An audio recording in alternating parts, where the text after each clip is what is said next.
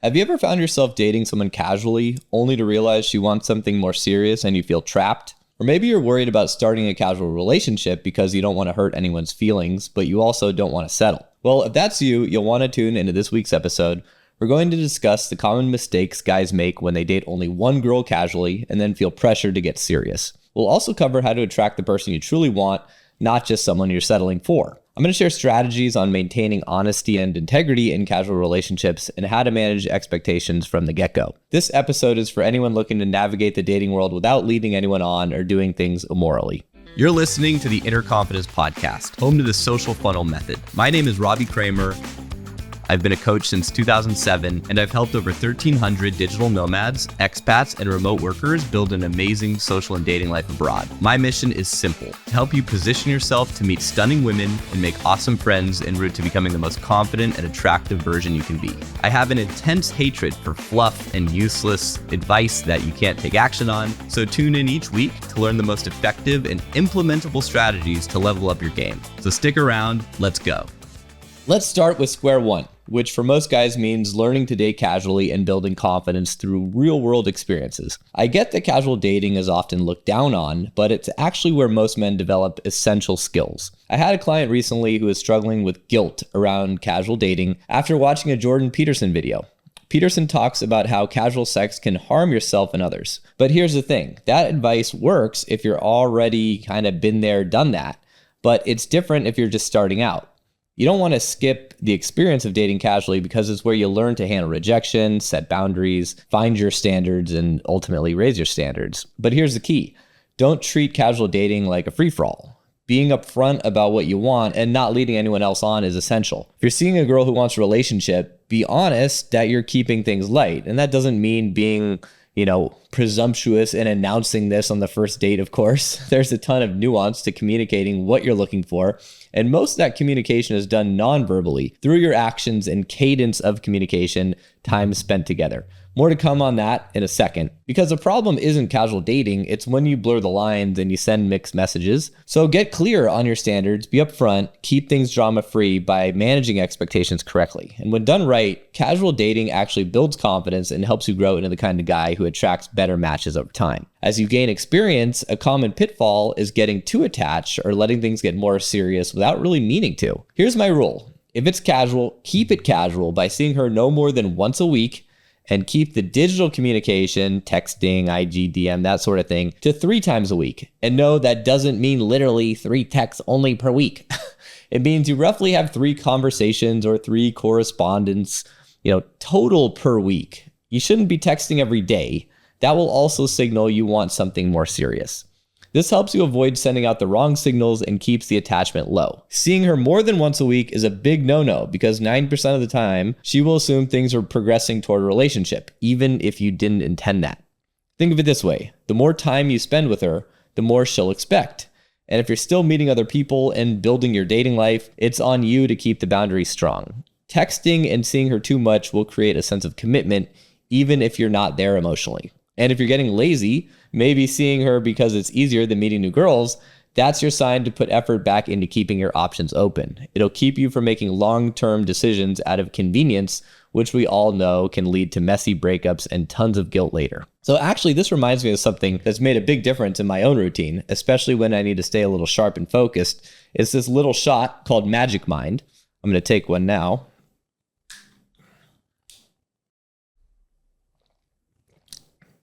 I've been using this stuff for about 3 months now, and it's really become part of my day. I use it every day, in and day out, day in and day out.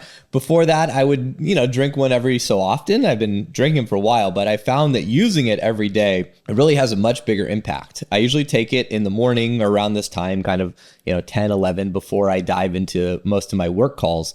And honestly, it's like a mental switch flips on. And what's cool about it is it's more than just caffeine. It's a mental performance shot.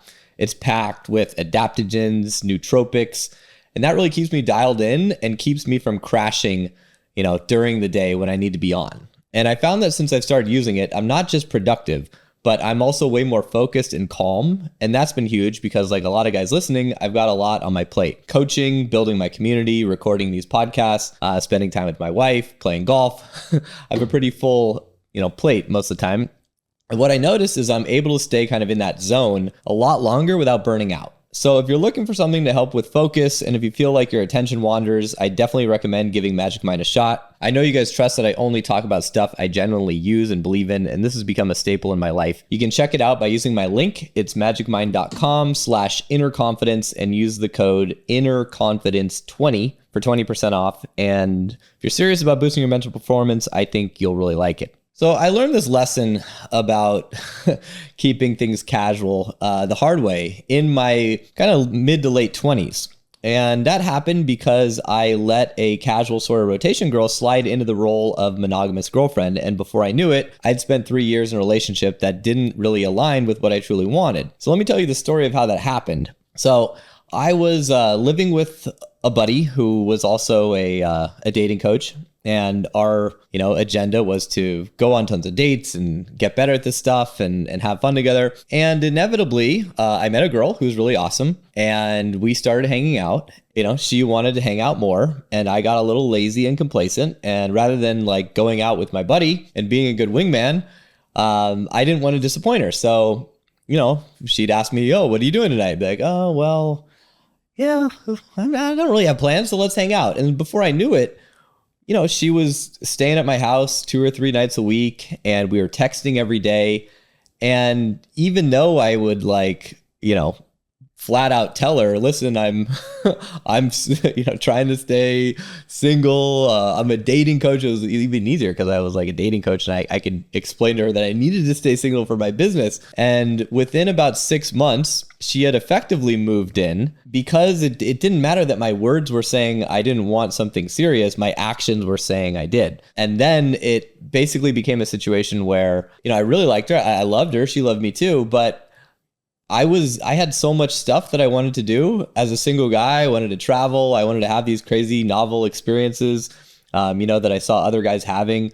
I remember watching the Hugh Hefner documentary and thinking, man, I really want that.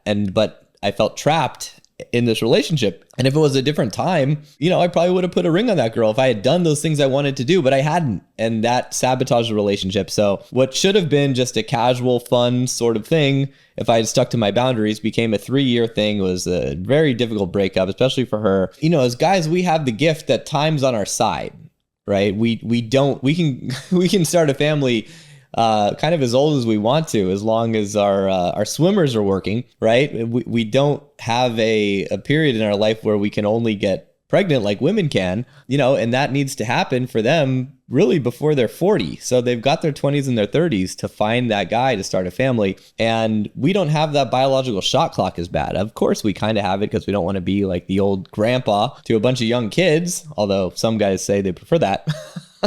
But it's not nearly the same as a woman. So it's really looked down upon in society to like waste a woman's time during that essential period when her value on the sexual marketplace is the highest. And that's what will happen if you don't take what I'm saying to heart. And I've been there, I've done it. Don't waste a bunch of time in a relationship that you never really wanted in the first place. Have the balls to keep things casual and to set those boundaries.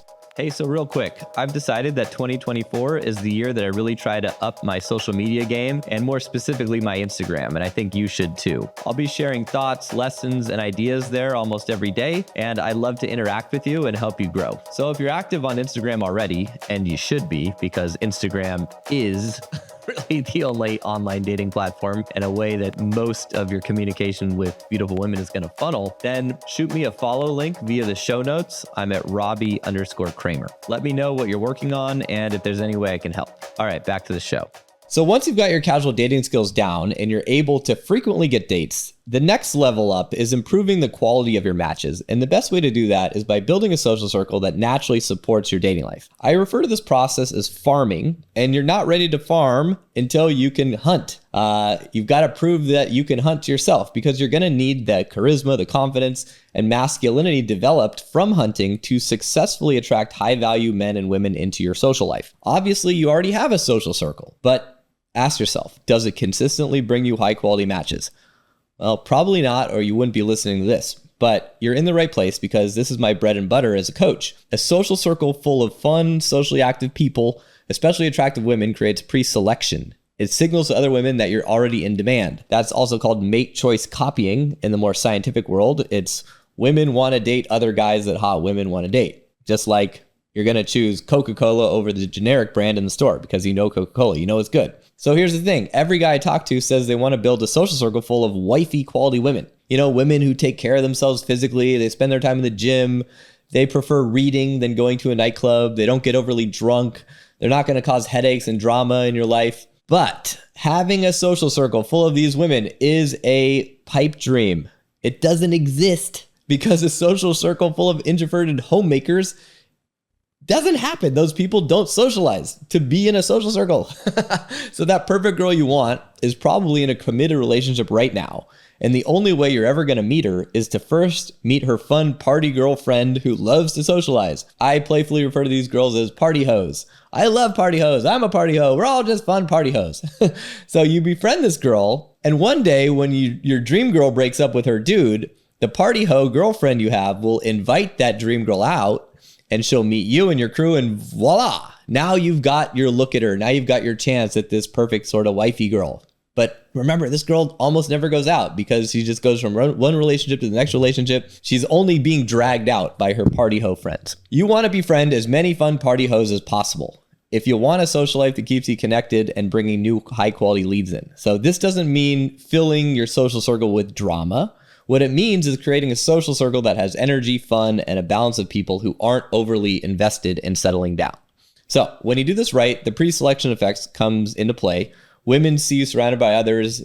You're enjoying yourself. They're naturally, drawn to you. And it's not about flaunting casual relationships. It's about letting your social value speak for itself. This approach works because it shows women that you're comfortable in social situations and you're valued by others, which naturally boosts attraction. So this was exactly the approach that led me to meeting my wife and the handful of prior amazing relationships I had with models and what I would consider, very drop dead gorgeous women before I got married. I was in Kiev, surrounded by a fun social circle when I met one of my wife's friends. And this girl was, amazing, very beautiful, and also kind of like a fish out of water. But she was in this environment and she just didn't really seem like a party hoe.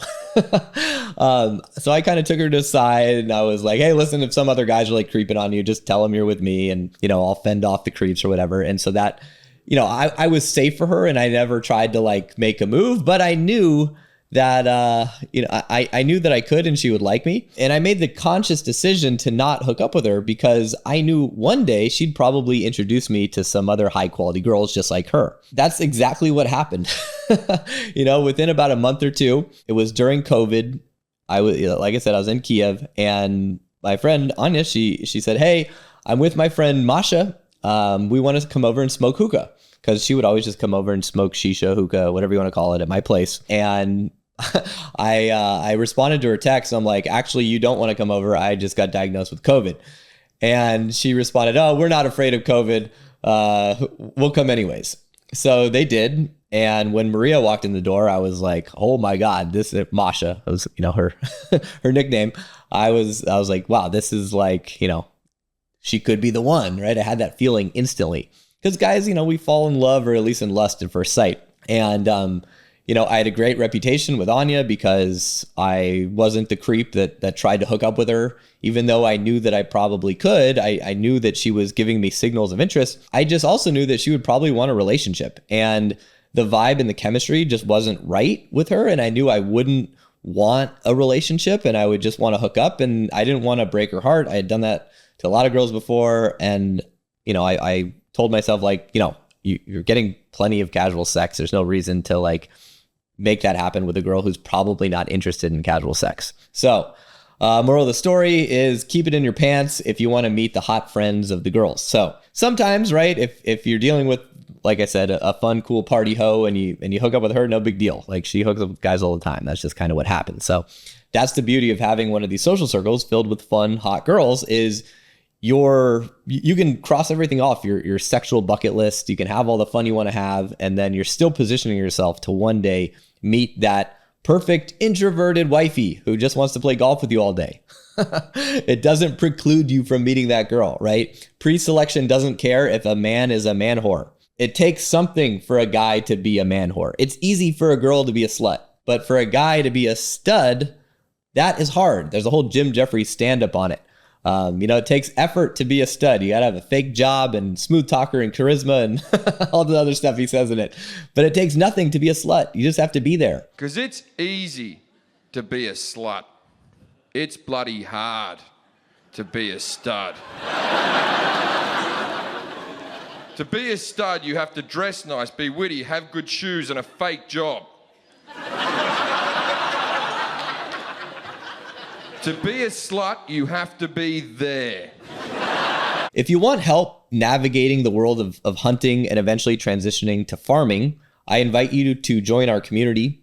Out of all the guys I know, the only ones who manage to consistently land 8s and up are the guys who have built a social circle. You can certainly approach women and use the apps to get laid, but those strategies simply don't really work on top tier women. Think about it. If she's hot, she has hot friends. And hot girls get invited to high status events almost every single night. So when it comes time to get ready for your date, do you think she's gonna show up or flake last minute when her girlfriend texts her to come to some awesome thing? As if she's gonna choose the random dude on Hinge or the guy who chased her down on the street over her social circle. No chance. If you're getting tons of flakes, this is the reason. But for most guys, the idea of building a social circle, especially if you're traveling or in a new city, can feel overwhelming. So they continue to hunt for women in their usual ways, and they end up settling for a girl they were never really that excited about in the first place. To avoid this fate, join our community of aspiring international playboys and instantly plug into a highly vetted social circle of cool dudes to network and navigate your journey with. You already know it's hard to find a wingman because the good ones don't really stay in the game very long. They get married,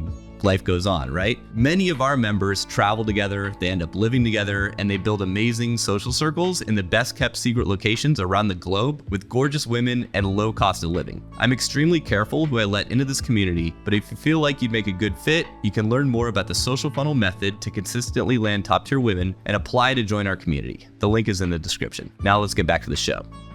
For those of you listening who might be saying, that all sounds good, Robbie, but I'm an introvert, I don't like to go out, and all this sounds like a big headache. I get it. I'm also an introvert, believe it or not. My journey to inner confidence consisted of learning to hunt, which taught me the skills to enjoy connecting with people a lot more. And once I knew what to do, I actually started to enjoy social gatherings a lot more than I did before. Introverts also need to be around people. It only sucks when you don't know how to properly engage with others and how to win in those environments. So don't jump to conclusions that this sucks, because it doesn't. If I put you at a table with 6 hot girls who are interested in sleeping with you, if you made the right moves, and 2 other close guy friends who felt like brothers, would that be a bad time? If your answer is yes, you're better off joining a monastery, taking a vow of celibacy and solitude in Tibet, somewhere like that, and forget about this.